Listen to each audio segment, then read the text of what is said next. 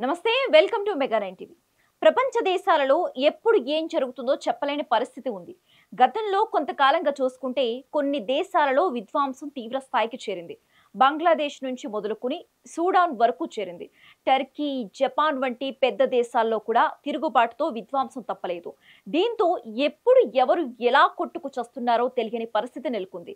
మతం కోసం ఒక దేశంలో, ఆధిపత్యం కోసం మరో దేశంలో, ఇలా కొందరి స్వార్థం కోసం అమాయక ప్రజలు బలవుతున్నారు. ఇప్పుడు ఇదే పరిస్థితి సూడాన్లో నెలకొంది.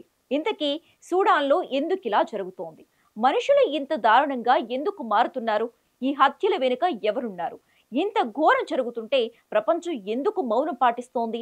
ఈ ప్రశ్నలకు సమాధానాలు తెలియాలంటే ఓసారి ఫ్లాష్ బ్యాక్ లోకి వెళ్లాల్సిందే. ఈ ప్రపంచ దేశాల్లో సూడాన్ ఒకటి. ఈ దేశం పేరు వింటేనే రక్తపు వాసన వస్తోంది. అక్కడ ప్రతిరోజు మరణాలే రాజ్యమేలుతున్నాయి. ఆకాశం మీదుగా కాల్చిన తుపాకీ గుండ్లు వినిపిస్తుంటే ఒక తల్లి తన బిడ్డను ఎక్కడ దాచిపెట్టాలో తెలియని దయనీయ దుస్థితిలో తల్లడిల్లిపోతోంది. నిత్యం హత్యలు, దోపిడీలతో సూడాన్ అల్లకల్లోలంగా మారింది. రోజు వందలాది మందిని కొన్ని ముఠాలు కాల్చి చంపుతుంటే కోట్లాది మందికి ఆహారం దొరక్క ఆకలితో విలవెల్లాడుతున్నారు. అయితే సూడాన్ చరిత్ర ఫరోలా కాలం నాటిది. దక్షిణ సూడాన్ స్వాతంత్ర్యం కోసం ఓటు వేసిన తరువాత 2011లో 2 దేశాలుగా విడిపోయే వరకు ఇది ఆఫ్రికాలో అతిపెద్ద మరియు అత్యంత భౌగోళికంగా వైవిధ్యమైన రాష్ట్రాలలో ఒకటి. అంతేకాదు సూడాన్ అత్యల్ప అభివృద్ధి చెందిన దేశం మరియు ప్రపంచంలోనే అత్యంత పెద్ద దేశాలలో ఒకటి. 2024 నాటికి మానవ అభివృద్ధి సూచికలో 170వ స్థానంలో మరియు తలసరి నామమాత్రపు జీడిపి ప్రకారం 185వ స్థానంలో ఉంది. ఇలాంటి సూడాన్లో ఈ రోజు కనిపిస్తున్న విధ్వంసం ఒక్క రోజులో ఏర్పడినది కాదు. దీని మూలాలు చాలా లోతుగా ఉన్నాయి. ఒకప్పుడు ఆఫ్రికాలోని విభిన్న తెగలు, భాషలు, మతాలు, సంస్కృతులు కలిసి జీవించిన నేల సూడాన్. కానీ ఈ భూమి మీద ఎన్నో శక్తులు తమ ఆధిపత్యం కోసం పోరాడాయి. మొదటిగా 1820లో ఈజిప్ట్, ఒటోమాన్ సైన్యాలు ఈ ప్రాంతాన్ని ఆక్రమించాయి. తరువాత బ్రిటిష్ పాలకులు వచ్చి ఈ భూమిని తమ కంట్రోల్లోకి తెచ్చుకున్నారు. కానీ తెల్లదొరలు పెట్టిన పాలన వ్యవస్థ, వారి ఆర్థిక విధానం ఉత్తర సూడాన్, దక్షిణ సూడాన్ మధ్య ఉన్న భిన్నతలను మరింత పెంచింది. అయితే ఉత్తర భాగంలో ఇస్లామిక్ ప్రభావం ఎక్కువైంది. ఇటు దక్షిణ భాగంలో క్రైస్తవ, స్థానిక మతాలు బలంగా ఉన్నాయి.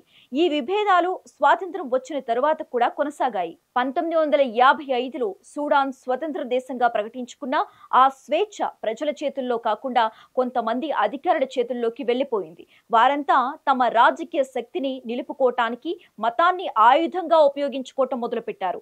ఇస్లాం చట్టాలను దేశవ్యాప్తంగా అమలు చేయటం ఆనాడే ప్రారంభమైంది. ఈ ప్రక్రియలో దక్షిణ సూడాన్ ప్రజల మతపరమైన హక్కులు నశించాయి. తిరుగుబాట్లు మొదలయ్యాయి. 1969లో గఫర్ ఆల్ నిమైరీ అనే సైనిక అధికారి తిరుగుబాటుతో అధికారంలోకి వచ్చాడు.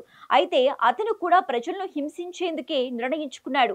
దేవుడిచ్చిన పాలకుడిగా తనని తాను ప్రకటించుకున్నాడు. సౌదీ అరేబియా మద్దతు పొందేందుకు షరియా చట్టాలను అమలు చేశాడు. బహిరంగ శిక్షలు, చేతులు కాళ్ళు నరికే అమానుష చర్యలు, రాళ్లతో కట్టి చంపటం లాంటి విధానాలు ప్రభుత్వంలో భాగమయ్యాయి.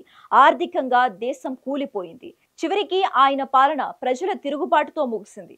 కానీ 4 ఏళ్లలోనే మరో తిరుగుబాటు జరిగింది. 1989లో ఉమర్ అల్ బషీర్ అనే సైనిక అధికారి తిరుగుబాటు చేసి అధికారాన్ని చేజెక్కించుకున్నాడు. ఆయన సూడాన్ చరిత్రలో అతి క్రూర పాలకుడిగా నిలిచాడు. బషీర్ పూర్తిగా ఇస్లామిక్ దేశాన్ని స్థాపించాడు. చేతులు, కాళ్ళు నరికే శిక్షలను కోర్టులే విధించడం మొదలుపెట్టాయి.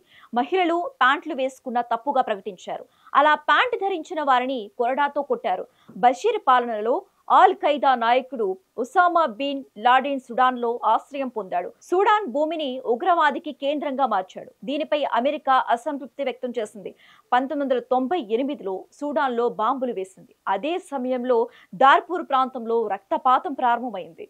పలు ఇస్లామిక్ దళాలు, జంజావీద్ ఫోర్సెస్ కలిసి బషీర్ ప్రభుత్వం మద్దతుతో నల్ల ఆఫ్రికన్ తెగలపై దాడులు చేశాయి.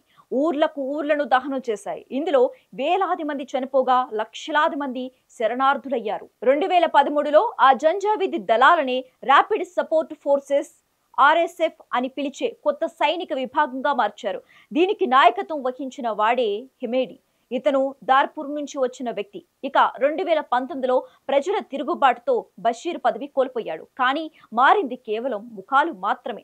2021లో హెమేడి సైనిక అధికారి కలిసి మరో తిరుగుబాటు చేశారు. ప్రజాస్వామ్య ప్రభుత్వం ఏర్పడుతుందనే ఆశ మళ్లీ నశించింది. ఇద్దరి మధ్య పవర్ కోసం పోరు ప్రారంభమై 2023లో అది పౌర యుద్ధంగా మారింది.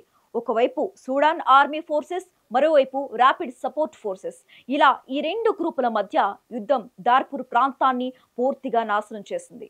ప్రత్యేకంగా నగరంలో జరిగిన ఘటనలు ప్రపంచాన్ని కలిచివేశాయని చెప్పుకోవాలి. 2025 అక్టోబర్లో ఆర్ఎస్ఎఫ్ దళాలు ఆ నగరాన్ని స్వాధీనం చేసుకున్న తరువాత 2500 మందికి పైగా పౌరులను చంపేశారు. గర్భిణీలు ఉన్న హాస్పిటల్ను కూడా వదలలేదు. శరణార్థి శిబిరాలను తగలబెట్టారు. శిబిరంలో వేలాది మంది చనిపోయారు.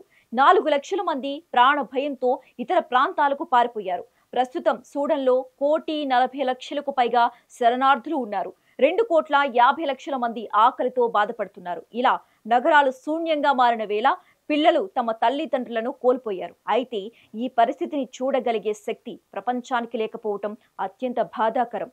మరో దురదృష్టకరం ఏంటంటే యుద్ధం వెనుక విదేశీ శక్తులు కూడా ఉన్నాయి. ర్యాపిడ్ సపోర్ట్ ఫోర్సెస్ కి యుఏఈ ఆయుధాలను, డబ్బును అందిస్తోంది. సౌదీ అరేబియా, ఖత్తర్ ఏమో సూడాన్ ఆర్మీకి మద్దతు ఇస్తున్నాయి. ఈ విధంగా సూడాన్ నేల అంతర్జాతీయ రాజకీయాల యుద్ధ రంగంగా మారింది. ఐక్యరాజ్య సమితితో పాటు ఇతర దేశాలు ఈ పరిస్థితిని కంట్రోల్ చేయడానికి ప్రయత్నిస్తున్నా ఎవరూ తమ మిత్రులను వదలటానికి సిద్ధంగా లేరు. దీని కారణంగా సూడాన్ 2 భాగాలుగా విభజనకు గురవుతున్న దేశంగా కనిపిస్తోంది. మొత్తంగా చూస్తే మతాల కోసం, వర్గాల కోసం మరో దేశం బలవుతుందని చేదు నిజాన్ని సూడాన్తో మళ్ళీ మనం చూస్తున్నాం.